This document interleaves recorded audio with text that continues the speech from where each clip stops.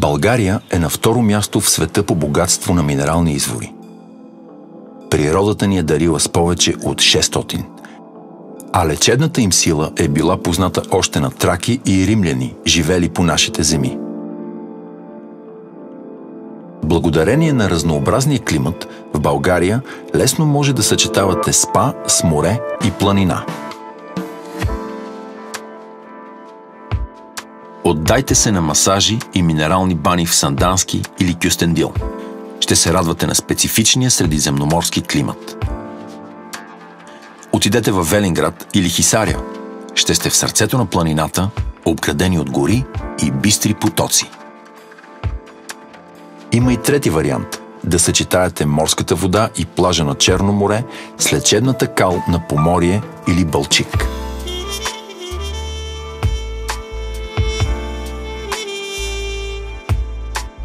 Велинград е един от най-известните спа-курорти на Балканите. Районът е с най-много минерални извори в България – над 70. Велинградската вода е с доказани лечебни свойства. Тук са разположени едни от най-модерните спа-хотели и балнеосанаториуми в страната. Фитотерапията е лечение с билки. Българската природа е богата на всякакви видове – мента, маточина, лайка, липа, лавандула. Опитайте ароматерапията с розово масло, ароматни вани и масажи.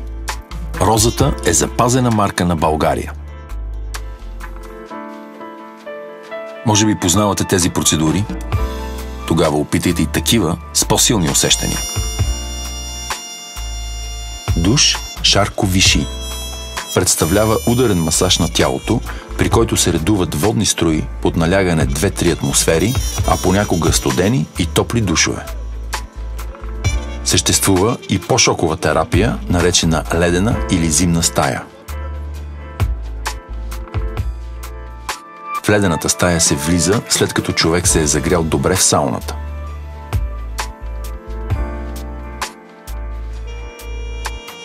През зимата, където и да отидете около нашите ски курорти – Банско, Боровец или Пампорово, навсякъде има минерални извори и се предлагат спа процедури.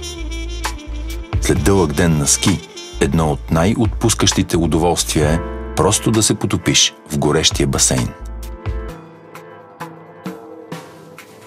Най-старият ни черноморски курорт, Свети Константин и Елена, дължи своята популярност на забележителните си природни дадености.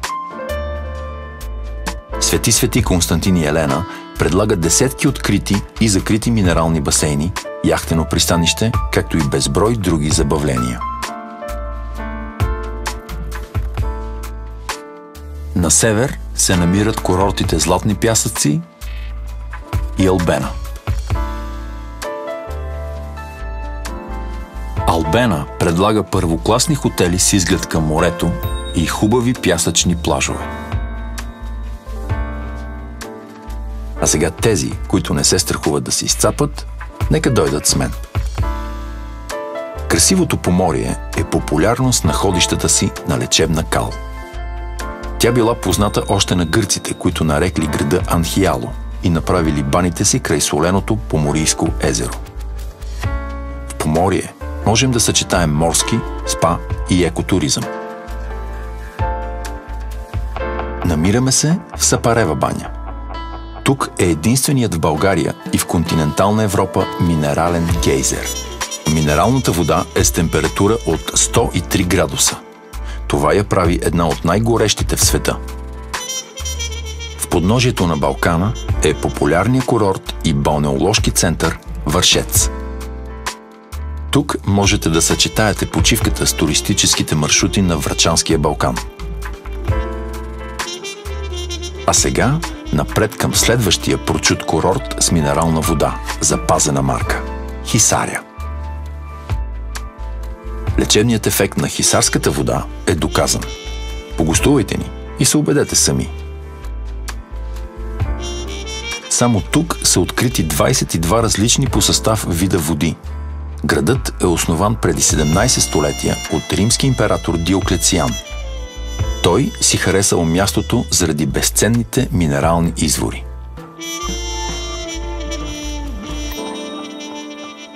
Сандански съчетава средиземноморски климат с чистия въздух на Пирин планина и лечебни минерални извори. Тук има и залежи на лечебна кал.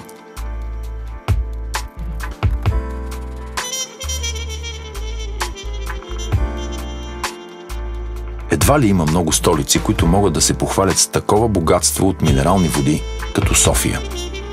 Водите в центъра на града са известни още от римско време. Посетете сградата на Софийската баня. Днес място за изложби и концерти, както и паметник на културата. На 15 на километра от София е Банкя. Тук ще намерите уютни хотели и ресторанти, спа комплекси, тенис комплекс, хиподрум, минерален плаж. От тук тръгват и екопътеки. Насладете се на великолепната природа.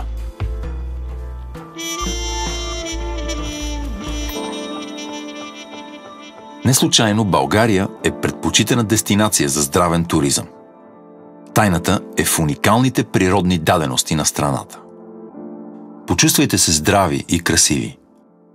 Почувствайте България.